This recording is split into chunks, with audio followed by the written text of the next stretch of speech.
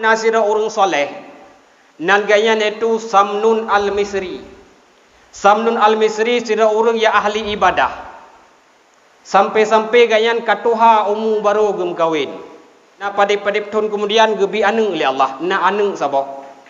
Oban karaya anu mak bak sabah malam ne melumpau Samnun Al-Misri. Lam lumpau ganyan sansang kiamat ka terjadi. Orang-orang kabeh kumpul bandum di padang mahsyar. Payung Nabi pun kata hah watayan. Bedah Samnun Al-Misri mak nejak melindung iu payung Nabi.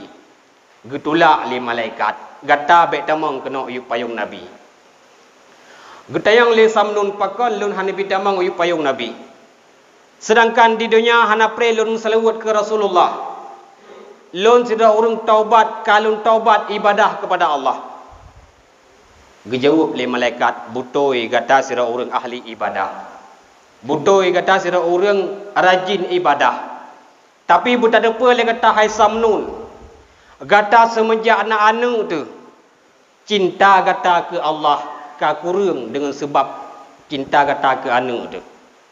Semenjak cinta gata ke anu tu ke Allah ka kurang cinta gata. Maka ji nan gata hanale iu payung Nabi. Teklik Samnun mak lam lumpau anu. Nemu doa ba Allah, ya Allah ya Rabbi. Anaknya merupakan karunia ro ni Allah. Anaknya nak titipan dari ro ni Allah.